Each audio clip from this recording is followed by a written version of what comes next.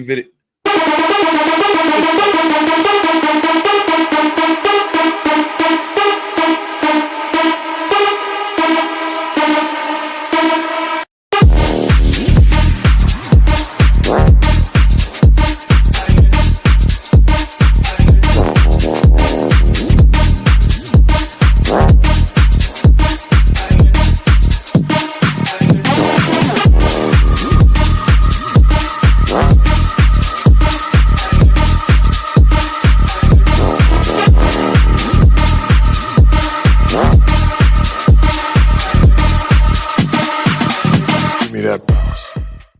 What's going on, everybody? Welcome, world, to Up Your Units, part of the Betting News Network, powered by our lovely sponsors at Bet Online. You guys, you know the drill. Click the QR code because we got things to bet on this weekend. Full slate of college football week one. Got started last night, actually, even though your boy here didn't win anything. That's okay. We're reloading because we got a full weekend of sports. We got action on the diamond as well. I won't be talking about soccer on this show, but we'll have some soccer this weekend for sure. Nate Hornung joined by Colby Marcio and Danny Burke. Colby, how's that connection? How we doing on this Friday?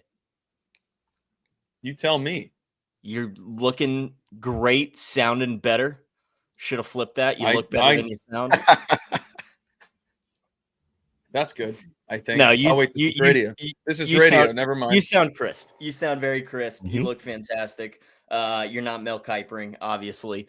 Boys all got have a hat on. Today. Yeah. Exactly. It's the way it goes. I'm trying to be like Rowdy Rhymes. I'm just trying to be as sharp as humanly possible. Well, naturally. That's the way, aren't we all? So, Danny, what's going on? Happy Friday, sir. How you doing?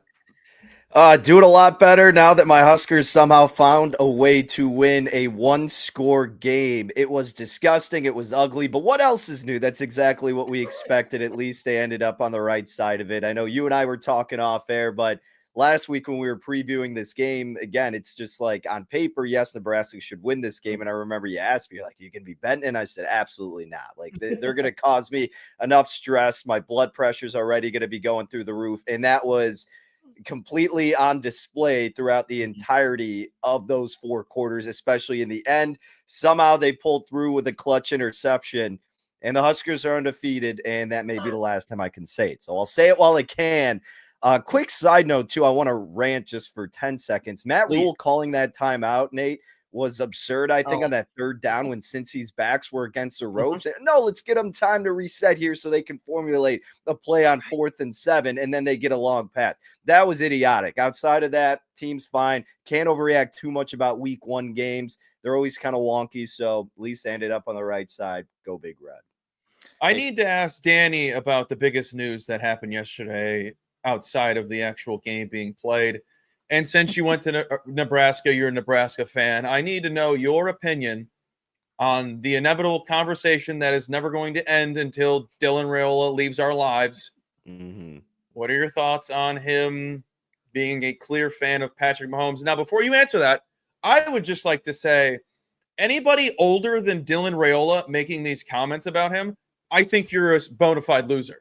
I think you're a significant bona fide loser for a 20-year-old, a guy who just turned 20, I believe, was not 19, 18, clearly idolizing somebody who is one of the best to ever put the shoulder pads on in the NFL. Mm-hmm. God forbid he has an idol, and God forbid they try to, like, as if we've never, sure, he's a bit older than when we were kids and we were trying to be exactly like our idol.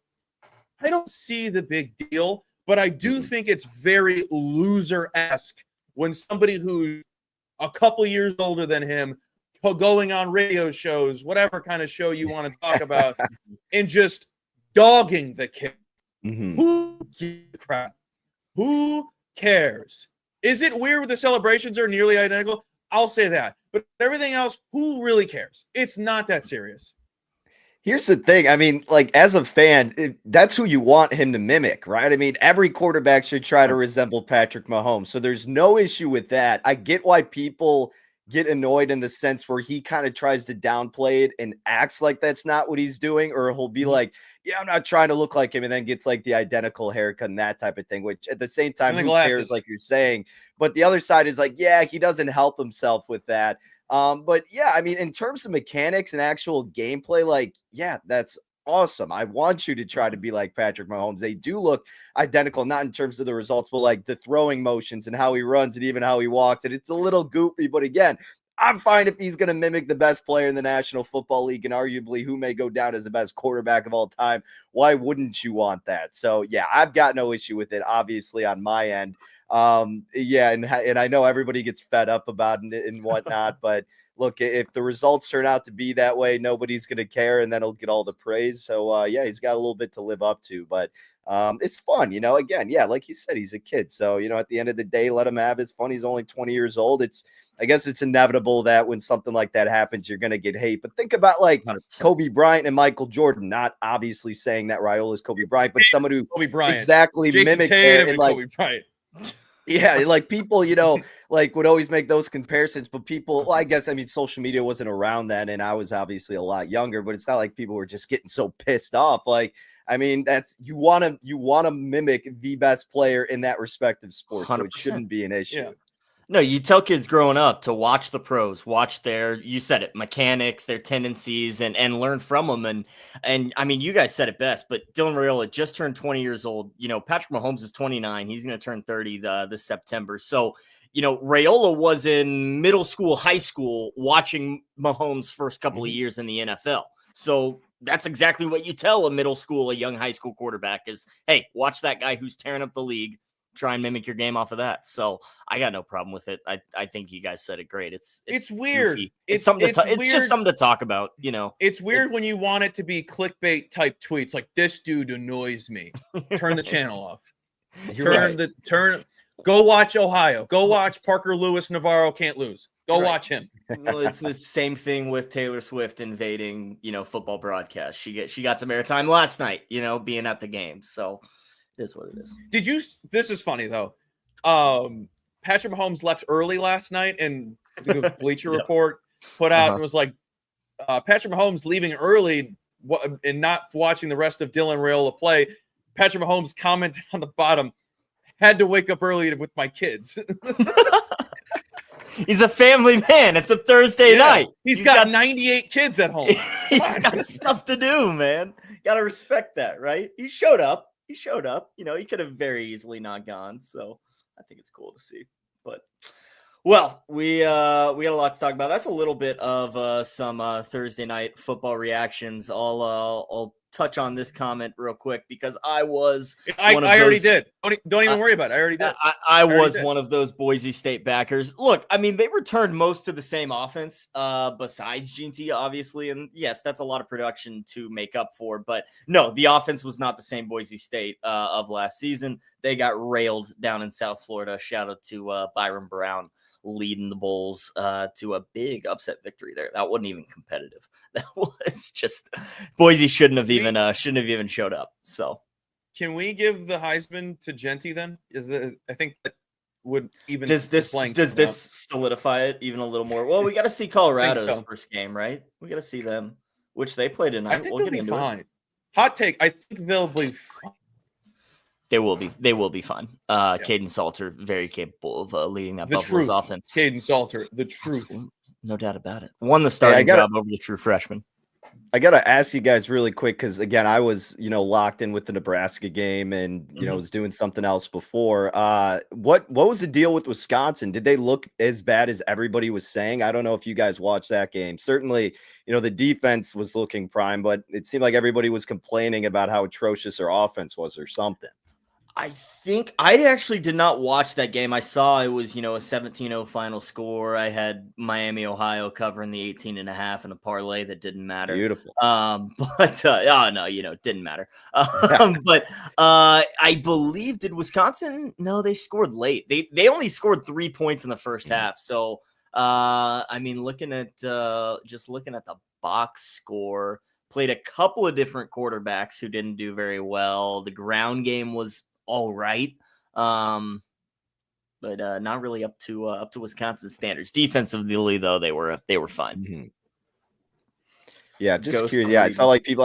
Both again, Wisconsin, Nebraska, both looked a little sloppy. But hey, as long as you escape that first game of the year, you get the win. That's all that matters. Again, these guys have all offseason to prepare for this one spot. Dudes are nervous, new spots, new systems. So, you kind of got to ease into it. So, again, it's notable not to overreact in general. We know we take recency bias out of handicapping, but in particular, that first spot of the year.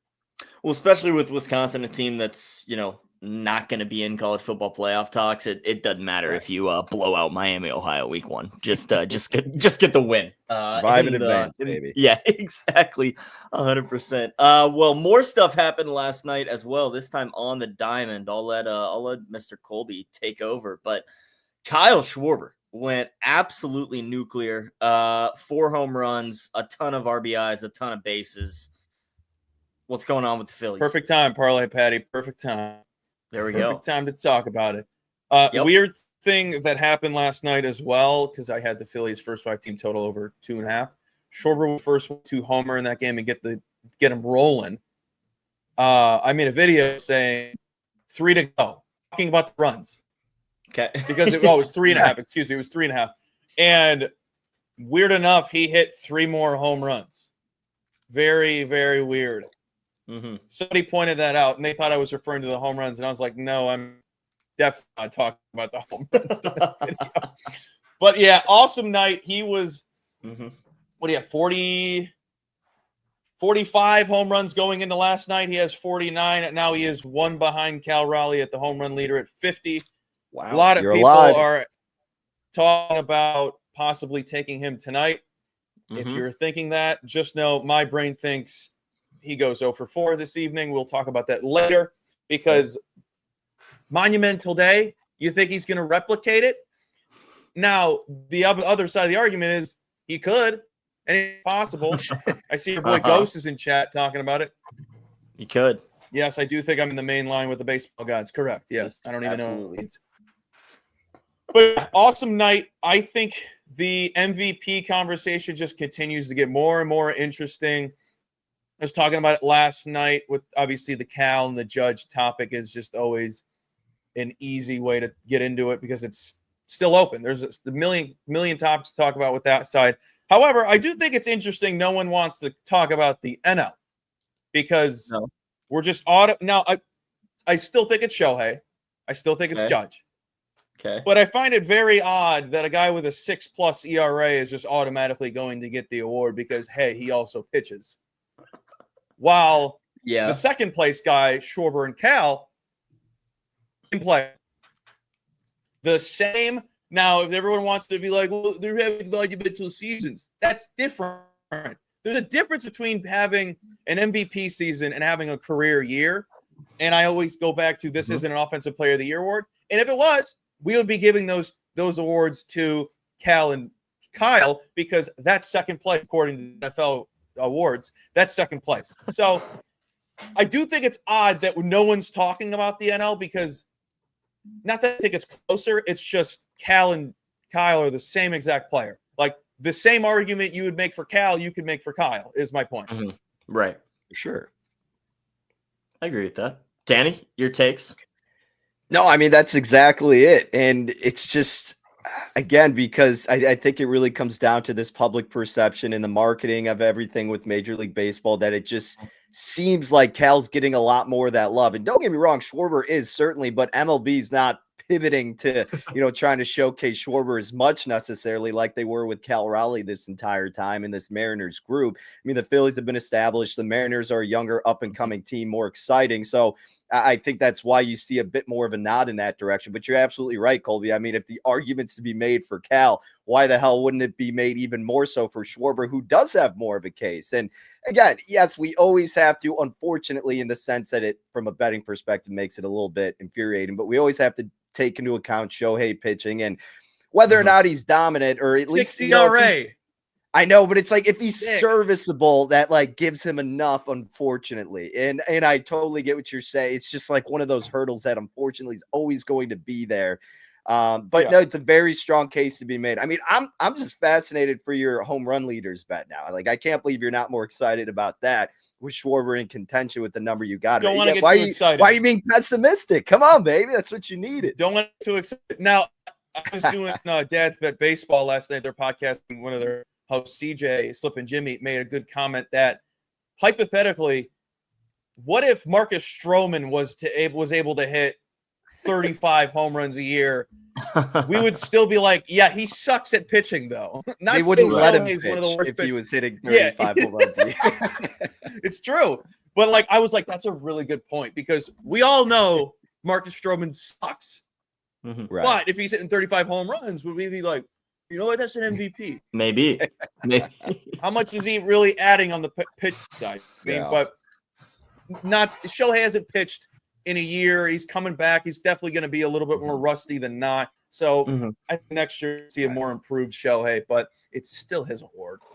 Fair. Yeah, I mean, Colby, also, and obviously Shaggy, curious your thoughts here too, to kind of switch a little bit with the awards, because more often than not, we've been talking certainly about the MVP, but Cy Young, I think, is really interesting now and we said it on the pickoff, Colby. I mean, value is relative, right? If we take it from just right now, how is there not value in Tariq Skubal around that minus 125, minus 150 range, wherever it's posted now, to win American League Cy Young? Like, all this team's coming in now on Crochet, but I still think the edge is certainly with Skubal, unless he just completely implodes these last few starts. But I took a little piece of it, honestly, because we haven't been able to get that number on him for quite some time. I still think it's his award to lose.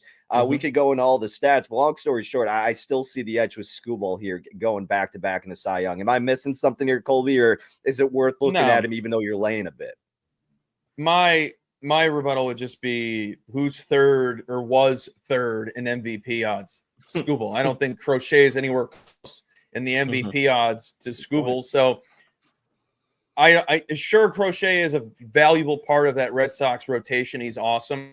But I think people are bored. I think we're just trying to have a more of a conversation of could Crochet get there? I think there's a path, but I think he would have to be perfect. Interesting. Makes sense.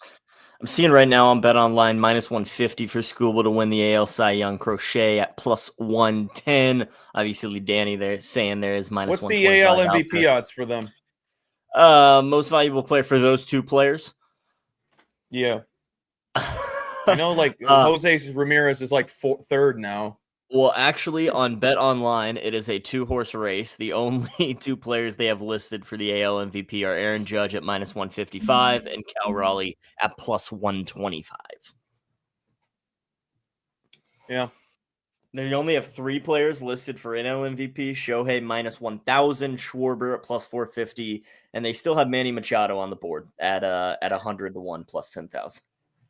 So it's Shohei, Schwarber, and Machado? Yeah, those are the 3 players listed for NL MVP right now. Am I just a bozo, or is thinking that Machado is easily very forgotten about every single year? I forget he plays. Yeah. Like, he does have those shining moments, but what is done this season to be third NL? Is the NL just that bad this season in terms of like MVP quality players? No, and I guess in terms of superstars, you've got Fernando Tatis on that team, so you're kind of, under his shadow per se. Old, Machado's right? I was going to say Machado's getting older too. We had this conversation before. He's been in the league a decade, hasn't he? I mean, he was with the Orioles back in 2014, I believe. He's 33, so yeah, he's getting up there. Yeah, just turned 33 this past July. So I don't know, But sorry, last thing, because I see the comment in here that Tuki's saying about Crochet would have to pitch a perfect game to win Cy Young. So that's my point. How are more people not laying minus $150 than with Skubal to win Cy Young? Like, we're not going to get a better price than this right now. And I know people are afraid to lay that, but we're in the very last stretch of the year. Your money's only going to be held up for a little bit of time. This is where we talk about values relative. We may be looking back thinking, how didn't we hammer and lay the minus 150? Again, I already bet some. I might bet a little bit more. Maybe he implodes or they rest him a little bit early is your fear. But again, if that's what it's going to take for Crochet to win, to people having that thought where he's damn near got to be perfect, then minus 150 is an absolute steal on Skubal right now to win the award. Now, is this an award that's given out after the World Series, or is it just after the regular season? I can't recall if they do it during the playoffs or not. Colby, you'd probably know more than I would on that. No, they take 19 years to get those awards out of the way. But they will give those out sporadically after the season. Yeah, I just remember they always do it in an awful manner. Okay, Yeah. so Yeah, postseason performance wouldn't matter then. I think they'll have the rookie of the years out during the postseason, and then you'll have to wait 3 years for the rest. Takes like till January. So we'll find out who wins those awards from 3 years ago next month. Maybe your money will be tied up for a little bit then. It's the way it goes. It's stupid. Don't be a good don't Christmas be afraid to pay the present for you. A little bonus. Exactly. Yeah. Don't be afraid of paying that juice. Minus 150. There can be value there if it should be a lot longer odds, which we clearly think so with the AL Cy Young Award. Dark Scooble, get the job done. All right, boys. Let's just stick with the diamond. You guys are rolling off some thoughts on the diamond. We'll stick with it because you guys both got plenty lined up for Friday's action. I will go to Mr. Runline first. Danny, what are we taking today in the MLB? All right, let's start with Mr. Marcio's New York Yankees heading here to the south side of Chicago in our neck of the woods. Somehow Colby isn't going to the game. I'm just assuming he's not going to the game. But Carlos Rodon revenge game here. I wish. Southpaw against his former club.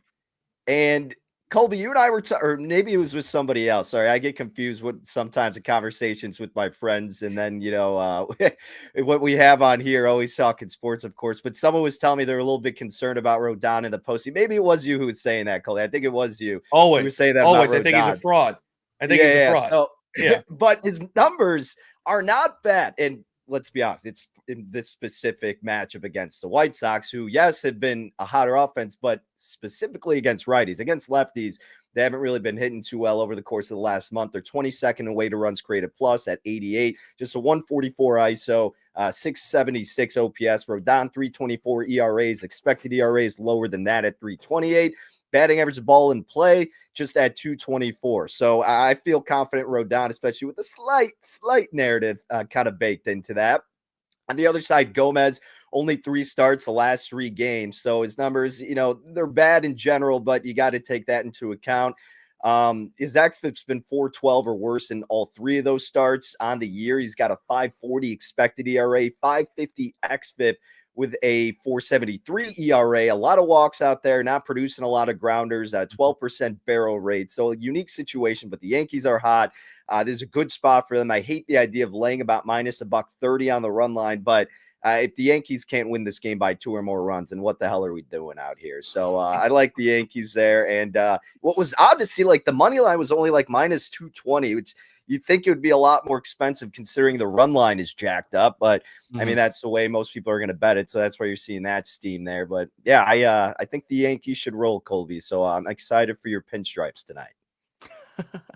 I have thoughts. Yeah, I'm sure he does. I'm sure the Yankee man has thoughts. I'll just point out, Ghost said I'm scared to ride the red line. I live on the red line. That's the funniest thing you could have said. I think the red line is the best. You want to get downtown in a breeze, you take the red. All right. So I don't have a play. I don't have a play in this game.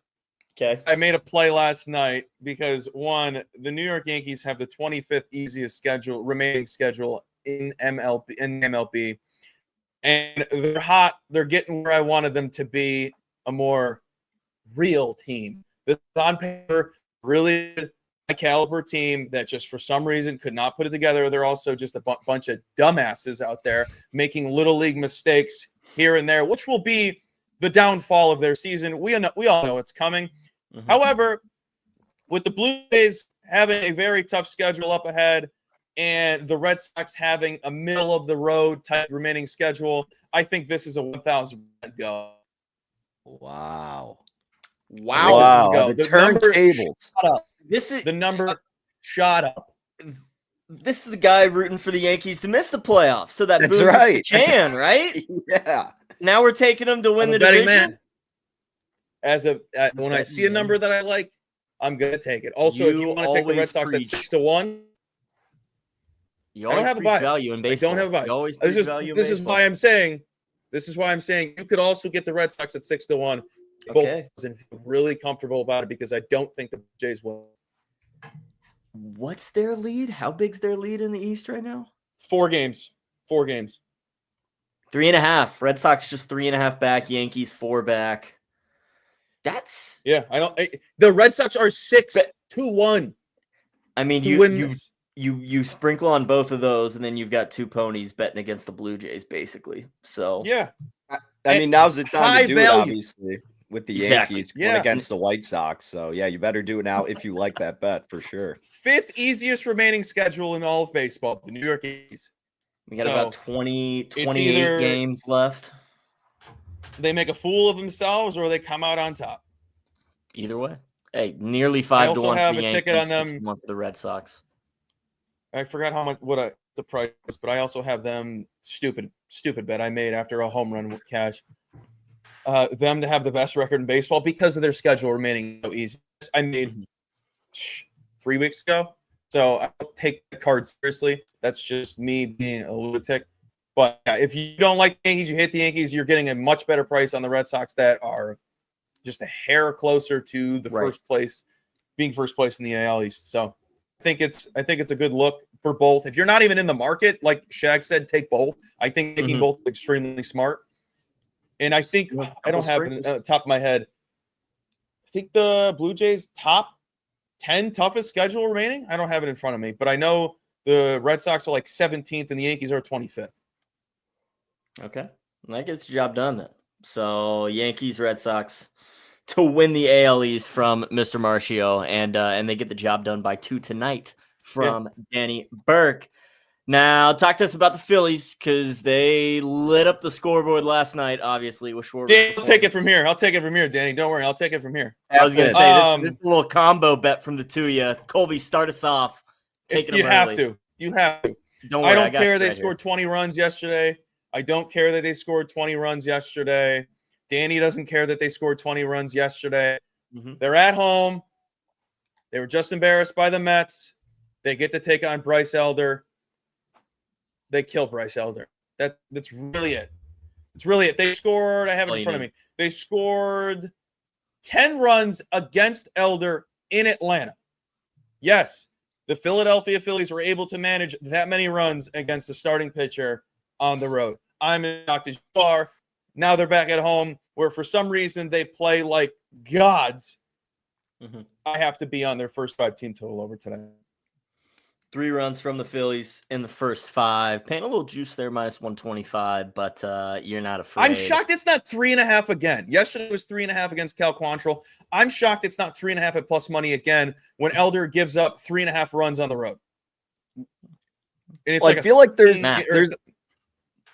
So I was just going to say, I feel like there's this common misconception that when a team plays as well as the Phillies did last night, scored as many runs, that there's going to be this huge regression. Obviously, there's going to be in the sense that they're not going to score 19 freaking runs. But people don't realize that, like, when you're playing a sport like baseball, when you score that much, that just boosts your confidence even more so. And then obviously, the next day you're going up against a team that realistically has a depleted bullpen as well, even though I don't know, I'm assuming they put in some of their, position players, but they threw us out there. Even if they didn't, that's a factor too. So it's just something that carries over to the next day. And I love betting teams in this spot because the other team's just like, man, we got flat out embarrassed. Like, holy crap. And the other team's feeling freaking fantastic. Like, the Phillies just got embarrassed in their series against the Mets. It's the same. It's like the same thing. I mean, Elder could shut them out tonight. That would make the most sense in the world because they just scored 9 runs. But also, I'd rather be on a team that has proven they can only play at home. And also, back in Schwarber had the biggest night for them last night. Yeah, was the main contributor. Right. I'd rather worry about everybody else contributing tonight. Yeah. I mean, when it rains, it pours in these type of things. Elder's bad. Suarez is an absolute dog, giving up less than a home run per 9 innings. Great strikeout to walk ratio. He's been awesome against Atlanta as well. This is why I love the run line at this plus price. 1 earned run throughout 2 starts, 13 innings pitched against the Braves. You said they're even better at home, which they are. It's just a perfect recipe, I think, for the Phillies to just, replicate to some degree what they did last night. Maybe not the full thing, but hey, Right. 3 runs I'm in the covering first the run 5 line for us. wise. Covering the run line exactly for plus money too. That's a go as well, and that's a little collab from the boys on the Phillies there. First 5 team total. We and always have covering the one, run line. but Well, you we got always 2 have today. one but we have 2 today, which You is have 2 awesome. today. Exactly. I'll let So Danny take the Dodgers one. talk to me about the Dodgers. What do we got? All right, Dodgers also plus money on the run line here. Blake Snell's been slowly getting better. He's been limiting his walks. I know his numbers aren't completely sexy at the moment, but in terms of that, I mean, like his expected ERA is at 4.17 despite a 1.97 ERA.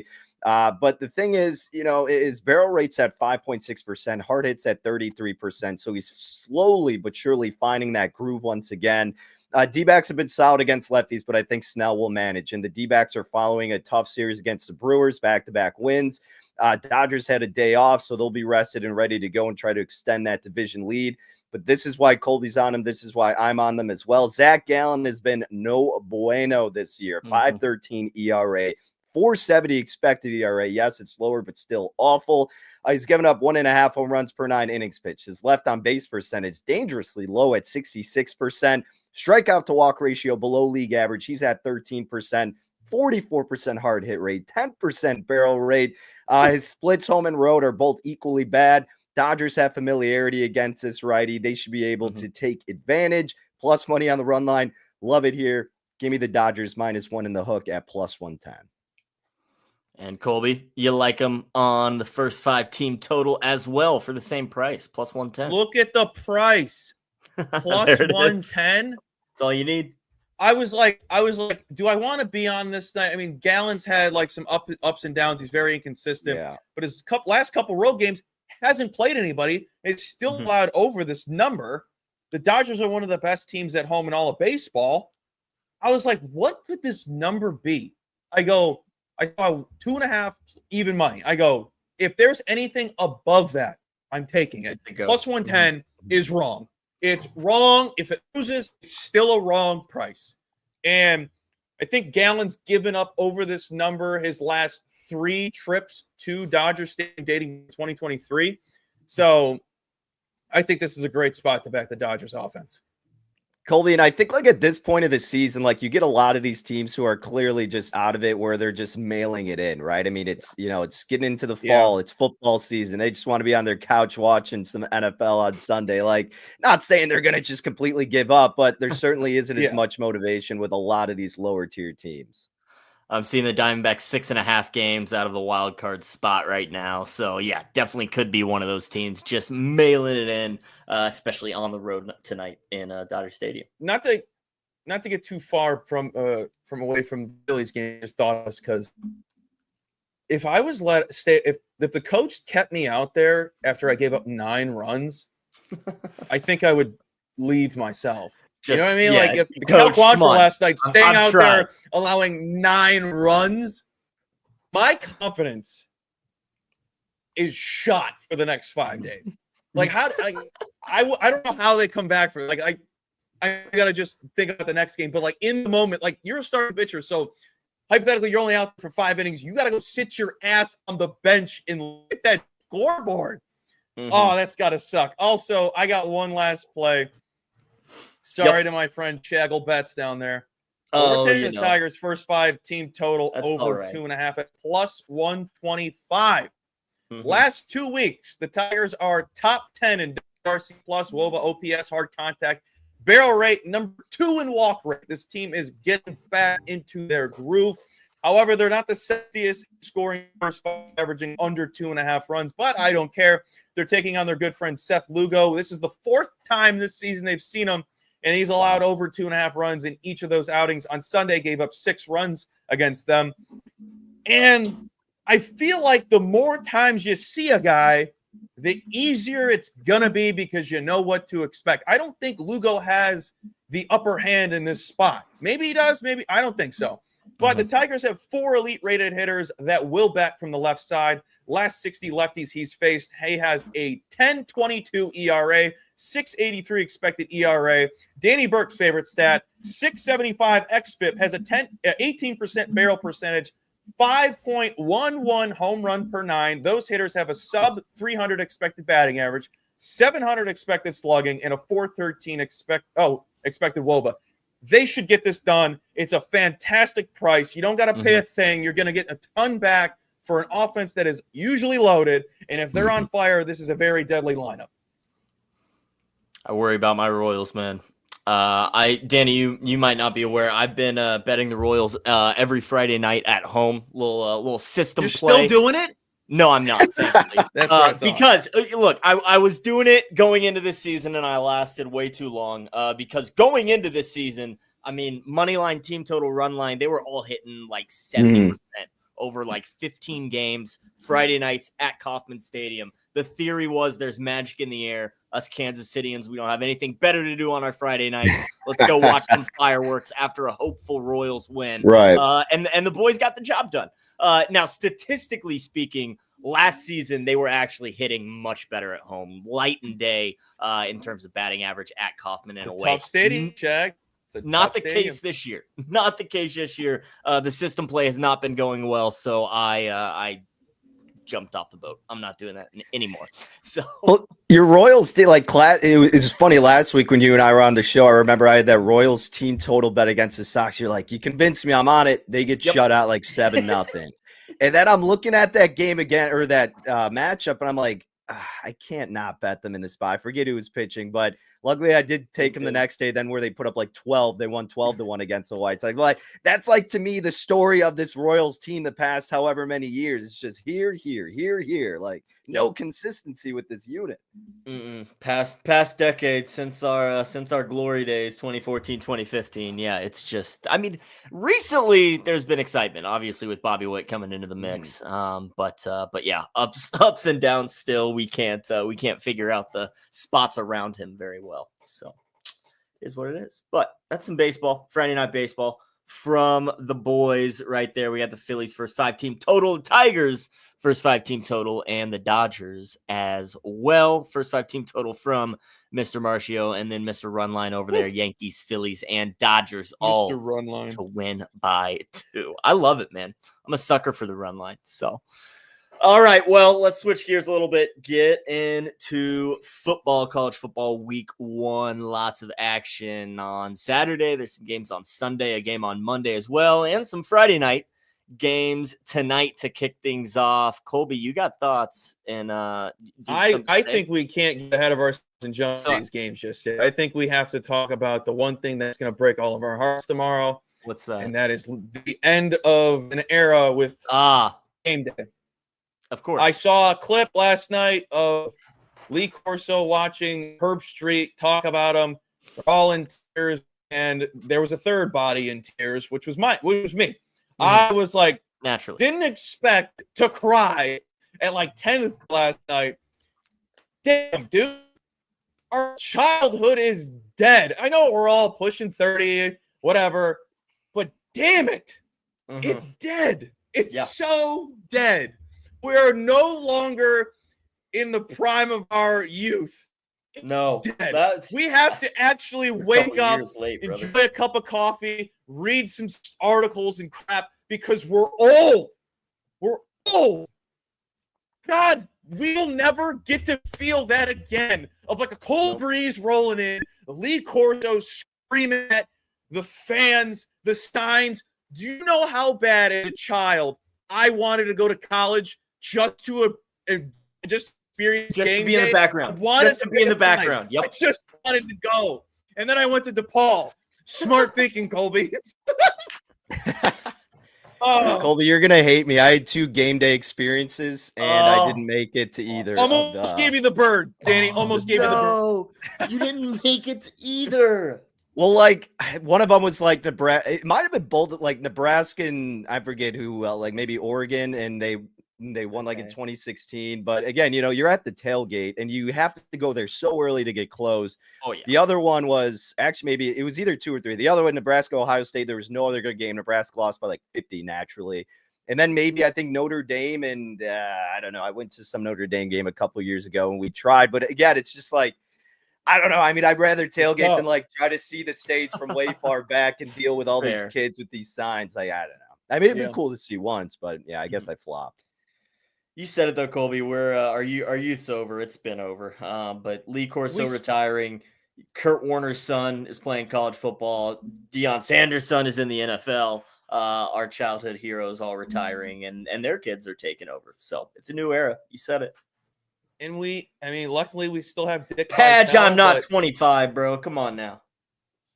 We still have Dick Vitale, but it's going to be real sad when those iconic personalities are just no longer with us in the terms of on our TV screens.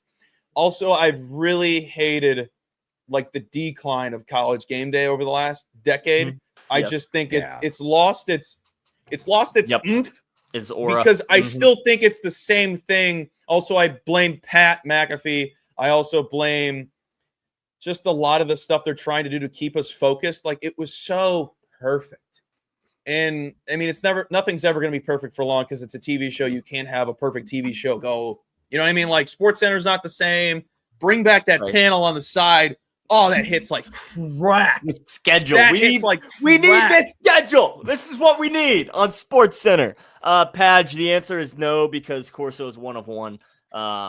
Here's a question. They've got to retire. No. No kids have any of these guys. No, because everyone sucks. Everyone's a snooze. They've got to retire the headgear bit, right? Like, that's not something you can pass on to someone. Like, that's Corso's damn thing. Well those dumbasses are not going to. No, they'll force it upon somebody. Exactly. Or Pat will do some nonsense and be like, "This is for Lee," and he's like, "Yeah, probably right." Exactly. And then I'll throw my remote at the TV and I'll be done watching sports for the rest of my life. It's cool, it's iconic, but that's Corso's thing. I know some people think of Game Day and they think of the headgear, but you think of Corso, you think of the headgear. So no, I don't think that's something they can pass on. They've got to figure out something else to do. So it's just like I can feel them continuing it as a tradition, and it'll feel like Hollywood telling us they're making Scarface the remake. We never asked for that. We have never, as a society, we haven't had original thought in about 15 years. What it feels like. I'm sick of it. Devil's advocate. The field goal kicking bit that they do is tremendous. That is awesome. Oh, I'm not a fan. Really? I mean, that's I was never like, Game Day's fine to me. I usually woke up late and like I love it. Don't get me wrong, but like I was always more of an NFL guy, so I do enjoy it. But I'm not saying like I'm a big like McAfee guy or anything, but the field goal thing is something I actually enjoy watching. I think that's electric. You get the crowd involved. That's a good shtick. I agree with that. And the fact that, you're actually really giving back to, a random college kid, hey, make this field goal on national TV. We'll give you tuition. So I think that's cool too. I agree with that. It just feels like the conference championship, the Dr. Pepper thrown into the whole thing. It just feels like that. Yeah, that's electric. That's the best part of the game. But I understand that. Like, we only get that at the end of the year. I don't. What else do you watch? Yeah, right. I don't know. I also just can't stand the panel anymore. Like, I want to see the two-handed shovel pass. Exactly. Yes, that is the strategy we have learned. We need more nerds. We just need more nerds doing athletic stuff. That's really what makes it fun. Yeah. Like, we got engineer throwing this hole. He's like, let me calculate the circumference. And he's like, figure out the angle. Scholarships on the line, baby. 100%. Oh, absolutely. Yeah. All right, well, let's get into it. We'll say goodbye to Lee Corso on Game Day, talking about the matchup of the weekend. Number 1 Texas versus number 3 Ohio State. Should have been 1 versus 2. NCAA missed out there. Whatever. We're going to Columbus. Colby, you've got thoughts. Danny, I know, has thoughts. I got thoughts as well. I got no beans anywhere. But Colby, Danny, take it away. Ooh, okay, we're gonna start with Danny. Danny, what are your thoughts on this game? I'm assuming we're going opposite here. Let me just say one thing. Has anybody seen anyone on social media say that they are taking Ohio State in this game? I've not seen one person say they are taking the Buckeyes. Oh no, don't do this. This sounds like Nebraska last night. It sounds like Nebraska. That's why you take them. Of course, that's not why. However, it's worth noting. It seems, I'm just saying, I'm observing, everybody is taking Texas. I get it. look, it's a revenge spot. You have the championship hangover. You have Arch Manning there. I understand all of this. With that being said, Arch Manning has never played in a road game, I don't believe. And now you're telling me the first time he's going to do it is going to be at the Shoe in one of the toughest stadiums to play in against one of the toughest teams in college football. And I am a big proponent in fading teams with a championship hangover. College is a tad bit different, though, because you have so much turnover on your roster. You have guys fighting for their careers, for rosters, but all of these things, right? You're going out there with something to prove differently in key positions every year. Like saying coming into the quarterback position, this is his Super Bowl right out of the gates. And to be fair, he's only played he's had 12 snaps. Like his inexperience worries me as well. Don't get me wrong. I like the first half under in this spot, but I do like Ohio State on the money line. The price is getting cheaper here. As much as Ryan Day is infuriating and still, despite winning a championship, has his flaws, may not be a good coach, whatever you want to say, I've been very critical of him. He gets the job done in these regular season big games, except Michigan, here and there. But the last 6 games against these ranked opponents, counting the playoffs, he's covered straight up, all that. Again, each game is different, but worth noting. The defense will still be solid. There's still wide receiver you out there. If Stain is as good as people are saying, I mean, it's just seems like a very cheap price here with a Texas team that defensively could be the best in the land. Don't get me wrong, but it's a tough one for Arch. It's just this line is, completely moved toward Texas, and it's just I think people are very quick to discredit this Ohio State team just because of that revenge angle too. So. Seeing -110 either way on the money line right now on Bet Online. So basically, it's a pick 'em either way. But Mr. Marcio did find a little CLV because you got the Longhorns earlier this week. What do you like about that? At 3, Texas is absolutely a play. But if you're jumping into Texas, I personally I don't think it's worth taking them now at the pick 'em. But Colby found their money line +110. Let's bring it up. +110 last week. Yep. Huh? Yeah, I wrote about it. If you want to go check it out over on Betting News, wrote a ton about this, so I'll keep it short and sweet as possible. I think you could argue with both sides in this situation. I mean, you get the home field advantage, you got the crowd. It's not like you're playing at a high school stadium. It's like, oh, this team won state last year. It's the Shoe, baby. It's the Shoe. The simplest way I looked at it is, I'd rather trust a kid that has been in the system for 3 years now, knows the system's ins and outs. And I know, Danny, you could have made the argument he was good. Couldn't he have outplayed Ewers for the starting position? Yeah, but he still knows the system, the offense. He knows his personnel and whatnot. He's got a great running back core, great wide receiver core. You can mention the offensive line. But Kate made a really good point, and I stole this take from her, but I never – if the offensive line was such a big deal, Sarkisian would have got more guys. They returned one guy. Obviously, he trusts those guys. I think this offense is still going to be locked and loaded. And like you said, this defense is going to be terrifying. And if they can get after a kid that has not done anything yet, hasn't proved anything yet, fresh, brand new, saying, welcome to SEC football type defense, we could be in for a very interesting game. I'm just excited for football. I'm staying off this game because I lean heavily with the under at 47.5, but it has ticked down. It's a play, bro. That number has ticked down from 50. Yeah, exactly. I have missed it. Jax, take the alt line under 32.5. Be a man. That'd be a man. 32.5, maybe come on, 14 to 17. What is that? 30. Yeah, so Shaggy, that's kind of why my next bet, I kind of like the first half under too, thinking newer quarterbacks trying to get acclimated a bit, a lot of noise, nerves 100%. And things. So I think if you still want to jump in for anyone out there, I would maybe target the first half a bit more than the full game. But I agree with you. I probably would have taken the full game, but we missed the boat by 3 at this point. So. Missed the boat now. I'm seeing 23 on the dot as the first half total at Bet Online. There might be some 23.5s out there. 24 would obviously be that key number to try and snag. But two very, very good defenses still. Texas probably arguably the best in the nation. And then I'm thinking we'll see nerves on both sides from both quarterbacks, just getting into the environment, and then Arch Manning in a very, very hostile road test. So I think the offenses maybe start out a little rusty, but nothing for me. I'll hold off again. Out of principle, miss the number. It's the way it goes. But I do lean with Texas, I think, if you made me bet a side. But also same thing, missed the best number there, so I'll be passing. I'm also not a Ryan Day guy, so I kind of like You're always not. lean for not being on him. Mhm. Yeah, ever I since get he made the comments to Lou Holtz, I've been out. that was all you needed. That was insane. Like I know it's old, but that's insane. He is an insane person. I don't know what person's like, you know what? That's my coach. I'm going to back him no matter what he says to that geriatric. Insane stuff.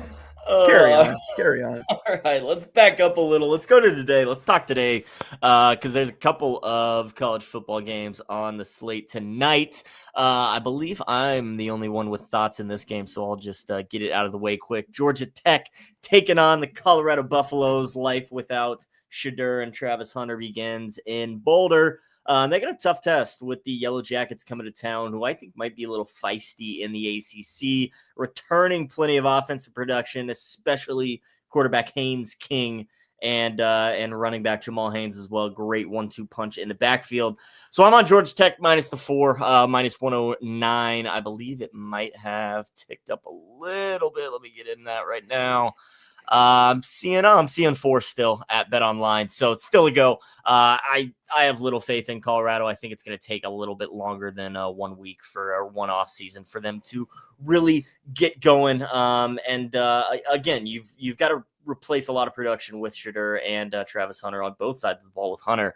Obviously, Shedeur or Caden Salter, a great player, great dual threat quarterback coming over from Liberty. I loved backing him with the Flames last season. I think he's going to do good as well, but Georgia Tech just returning so many pieces. And so I'm also be backing Haynes King over his rushing yards. We got over 36.5, also sprinkled on the 50 plus because when this guy goes over his number, he really clears it. Averaged 53.5 last season. He's a rushing quarterback. He is a dual threat, second on the team in carries and yards last season. So I expect Georgia Tech to be up a lot of this game, really going to be pounding the rock, stringing together long offensive drives, keeping the Colorado offense on the sidelines. So I think Haynes King will have enough carries to get us over this number. Again, sprinkle on the 50 plus as well. I think Yellow Jackets will roll, get the job done on the ground tonight. I like that play a lot. I remember you talking about that last week. Think you make incredibly valid points. I do want to bring this up, not to just be a guy to stir up something, but do you think that long-term Colorado, without having Shedeur there, without those distractions as high as they were in the past, that this will benefit them long-term, or does that hinder their chances at getting better recruits because now they're going to kind of fall back down to where they probably should be as a program? Or is like on Tuesday? So is Dion going to still be able to get good enough guys? Like, what's that impact going to be long term? Do you guys think? I think it'll be better a little bit. Obviously with Shedeur and Travis Hunter there, you elevate the entire program just with those names and those players. But I hate to stir the conversation towards nepotism, but I'm sure there's a lot of recruits that saw who's on that roster, and I don't know if I want to play there. I might get, he might have an unfair bias towards me when it comes to playing time. So I feel like with them out of the picture, it really just opens up to, okay, let's see who Dion is as a coach without his sons. You know what I mean? Because he's only coached with them. So I think it overall elevates the program. I think it's going to be good for him, even though it might be. Yeah, I agree with that. A down year. Salter's underrated as hell. Salter's I think he's great fantastic. Salter's a perfect get for that team, that offense. He's very similar style to Shedeur. He can move, he can throw. He's just an all-around dual threat quarterback. And I think Colorado fans are going to be happy they have a guy who was the Conference USA Player of the Year last year. 100%. No, he's a great get. I think he fits the system well. I think Dion will be able to get the most out of him too. And again, they also have stud freshman Julian Lewis ready to go next year, or if Salter doesn't get the job done. So, Colby, there's one more Friday night game tonight: Auburn and Baylor. Yes. I know I am with you in spirit with Baylor's win total under, but you like the Tigers, you like Hugh Freeze. Talk to me about Auburn. I'm going to pull a Danny Burke on this one and say, anybody out there on Auburn? Anybody? Hello. They heard the 3 QBs news. They got scared. Hello. War Eagle. Anybody War Eagle? Oh, just me? That's fine. I want all the bad press about Mr. Jackson Arnold. I want all the bad news. I am going to treat this the way Shags and I treated Fight on the Flight. That's what we're treating this like. The flight on the flight. They had to land that sucker for the basketball team. This is the bad news I want to buy into. Also, you get into a fight with your teammates, I just know you're ready to rock and roll for the next game. I know college basketball, but I digress. I want all the bad news. I think that Jackson Arnold's going to be fine. Phil Steele has this team averaging over 430 yards per game, 30 points per game. The defensive side, they get back 6 starters. Baylor, there's just so much hype around them that I want them to prove it to me. Like, where was all this hype a year ago? I really didn't see much of them last year. I know they won a game on a field goal. That is all I recall with Baylor last year. You couldn't tell me what week that was. Probably an October game. I think Shags remembers what game I'm talking about because they're such a relevant team, and they haven't been relevant in so many years. I need them to show it to me. So I like Auburn. Always going to lean with the SEC. The C in SEC stands for Colby. It is always SEC Colby. My bias with the SEC is always going to be there. That is my only bias when it comes to sport is I will always lean with the SEC unless there's good reason not to. I mean, especially with college football, right? Powerhouse of the SEC. It just means more. I'm with you in spirit on Auburn money line because I am rocking the Baylor win total under for the entire season. But I've also got a prop. We're taking Eric Singleton, the wide receiver from Auburn, over 45.5 receiving yards. Ooh, little typo there in the graphic. Oh, well. This guy was the number 1 overall or number 1 wideout in the transfer portal, number 3 overall recruit, comes over from Georgia Tech that we just talked about. 2 seasons with Haynes King as his quarterback. He had 2 straight 700-yard seasons catching passes from that Haynes King. You could argue Jackson Arnold is a better at slinging the pill than Haynes King is. Now, Singleton, 5+ receptions in 8 of 12 games last year. So he is a volume guy, a deep threat guy going up against this Baylor secondary that was number 100 out of 134 teams in passing yards allowed last year, 250 yards through the air and over 8.8 per drop back. I think you brought in obviously this number one overall receiver to be the guy, and you bring in Jackson Arnold, regardless of who's at quarterback. You're going to build chemistry with this guy. You're going to find him early and often. And I think under 50 yards is a steal for this guy. I think Eric Singleton is certainly capable of 46 receiving yards. So we'll be backing him tonight and the Auburn Tigers as well. Danny, any thoughts on tonight's college football? I'm definitely with you on the side of Georgia Tech. Haven't dug into the Auburn spot as much, but obviously trusting your guys' words for it. But we'll be sweating out the Yellow Jackets alongside you. Love that angle for sure. Hell yeah.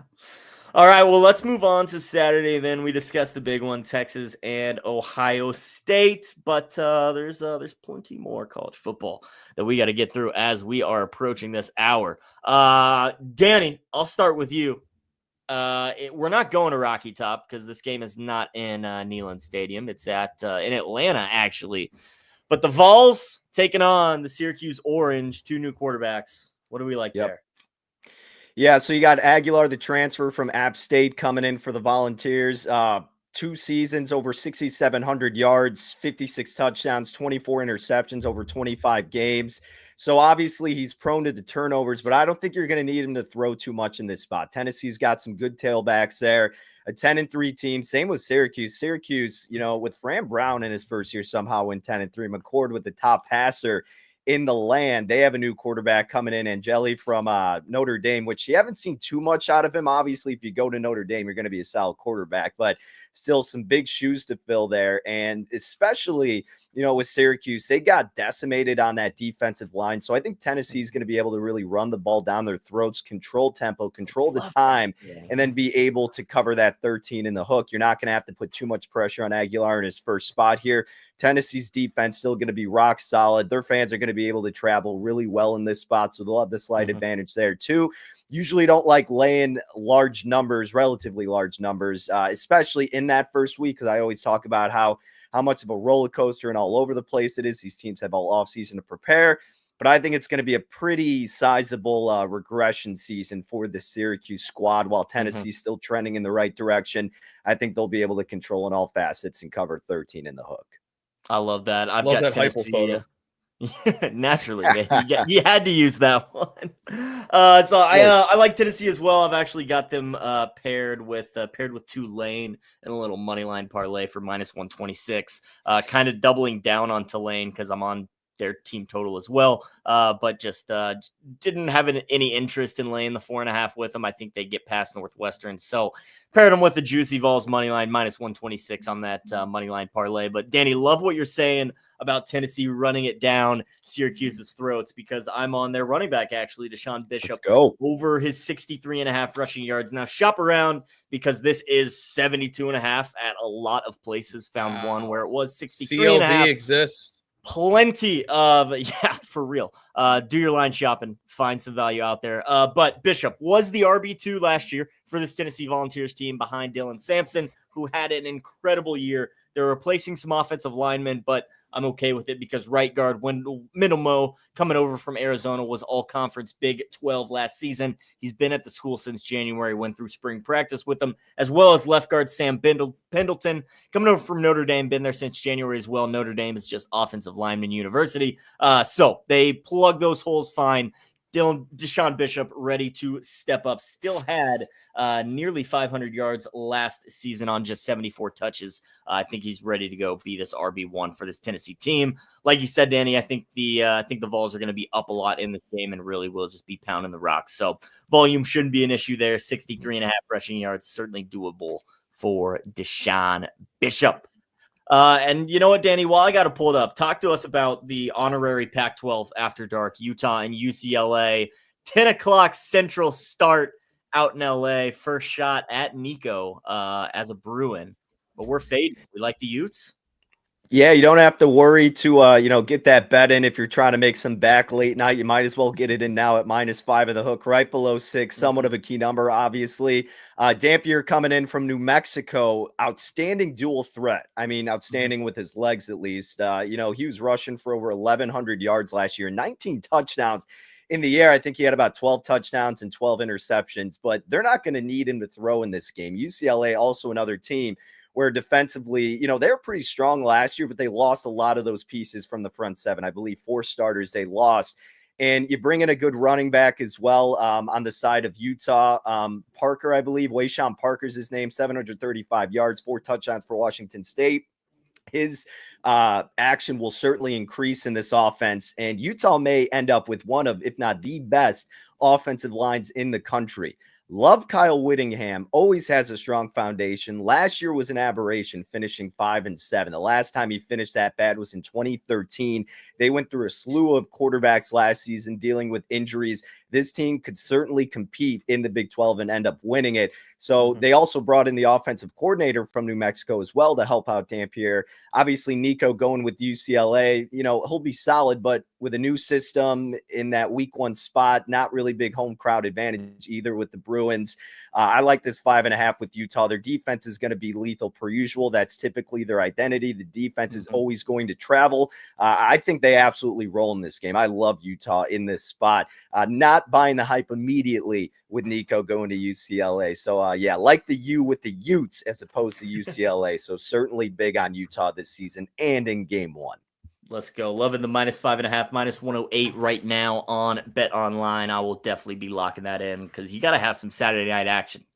Two late night 10 o'clock Central starts. You got to have some beans out there. So we'll be back in the You guys want to know what I saw? -5.5. Speaking of Utah, I saw a promo, one of those promo parlays like these 3 teams to make the CFB playoff, and Utah was one of them. I was like, this is a scam.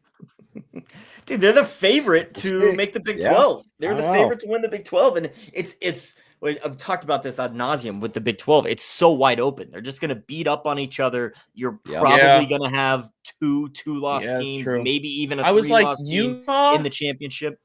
Their defense, if Dampier, lives up to the expectations, they'll be right up there with, Iowa State, Kansas State, Arizona State, Texas Tech. Take your pick. I forgot they're in the Big 12 and it sucks. It's wide open, man. There's not one. It's so bad. There's not one head and shoulders team. There's not, a group of like four. Yeah. It's like you got the top 6 or all could be 1 through 6, depending on the week. So, yeah, it is what it is. I guess I didn't think about it long enough. I was just like, it was like, just picture both the big 3 of like just think top 10 teams in college. Two of them were named, and then it was Utah. I was like, what the hell? Mm-hmm. I don't remember the price.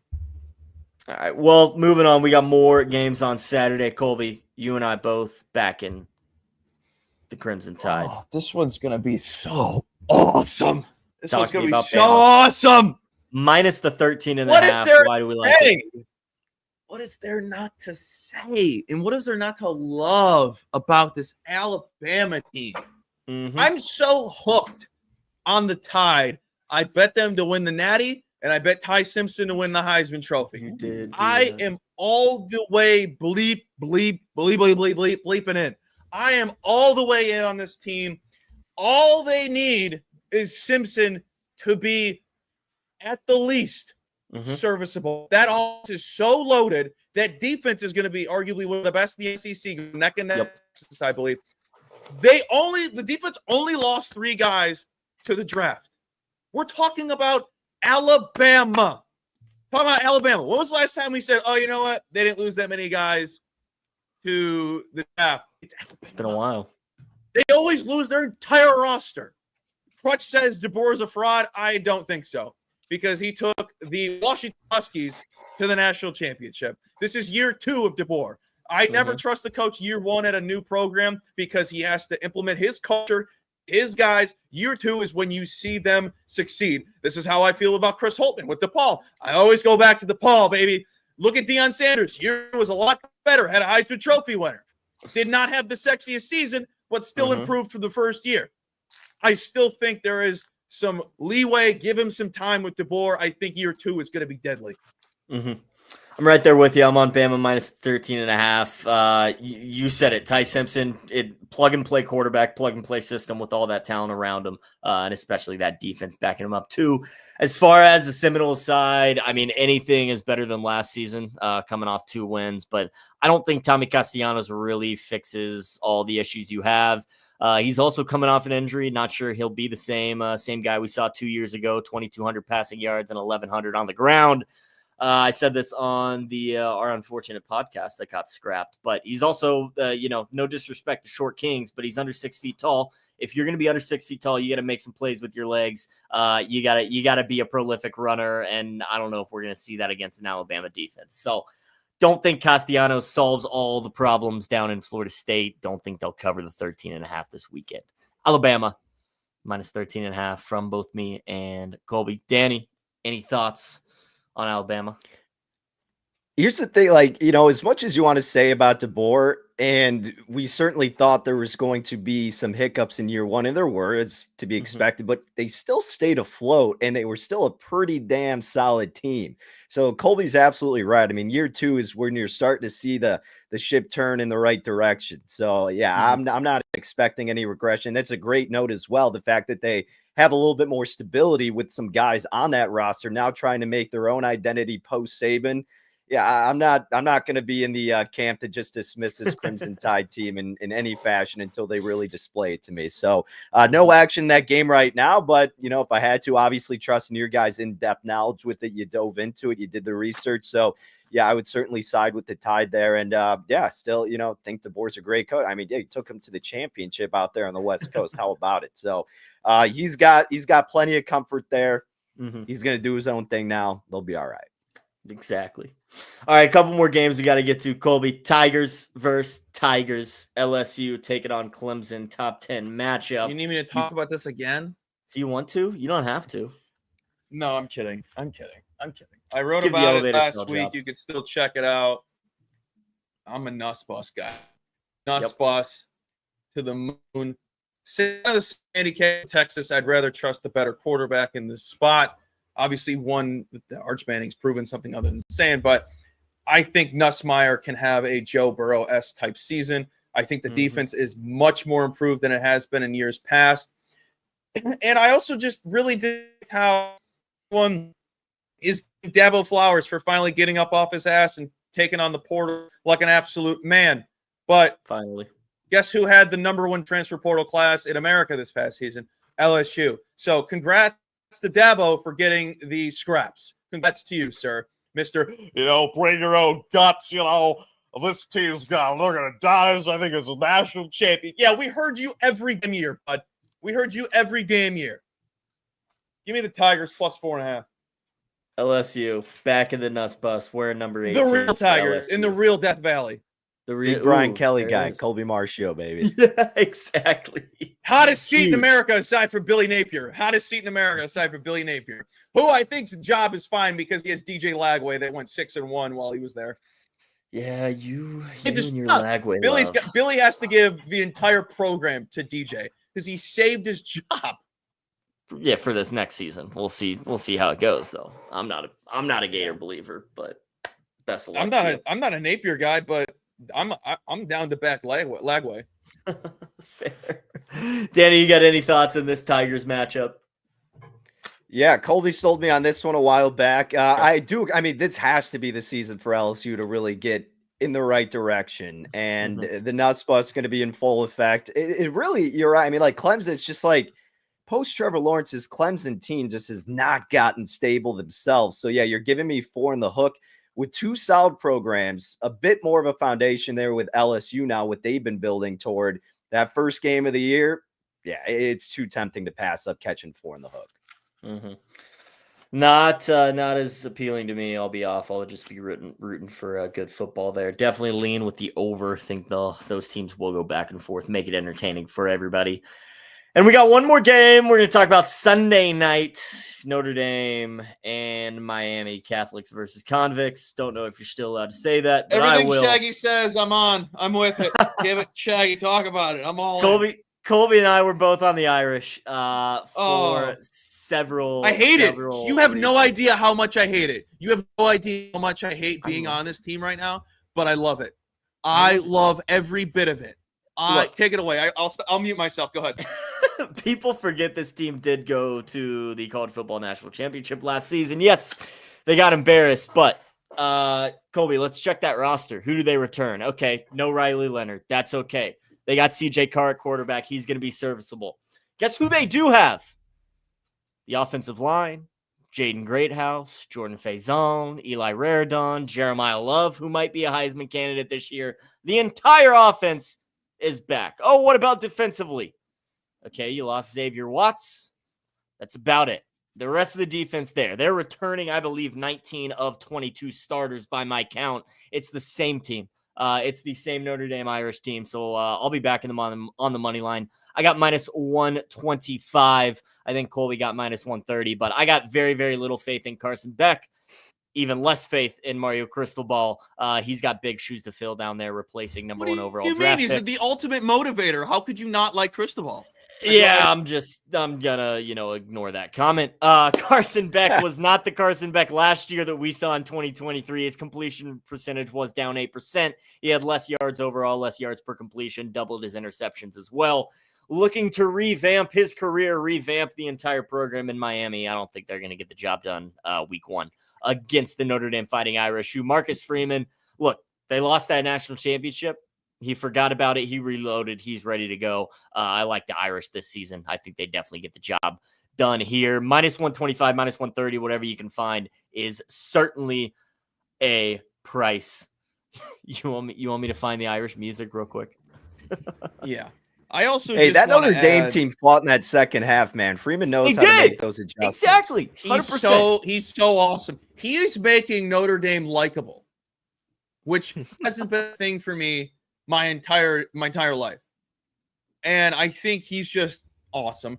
Also, I would like to add Carson Beck replaces the number 1 overall draft pick. If Carson Beck was that good, he would be on an NFL roster right now. But Colby, he got injured. Yeah, he had a resume behind him before the injury happened. So if he's that good, he'd be on an NFL team right now. Also, how good was Miami a year ago? Not that great. Ain't no way they've improved that drastically compared to a Notre Dame team that took it the distance and fell short. 100%. Please roll the half of my nationality music, for favor. Just half? That's all you are? I believe half.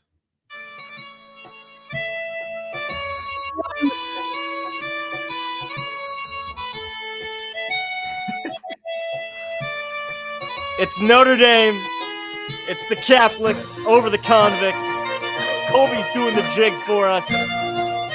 That's your Sunday night entertainment. This I've never done that before. Has been Up Your Units. Thanks for sticking with us on a Friday. I'm going to let you go here with this Irish music going because we got a full weekend of football, people. Week 1 back. Let's have ourselves a day. Have ourselves a night and enjoy our week. We'll see you guys later. This music's really loud, so I'm going to take us out with some rolling in the deep. See you guys later. Enjoy your weekend. Peace. What you know about rolling down in the deep?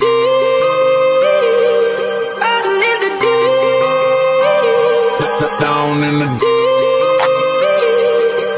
Now I know y'all be loving this shit right here.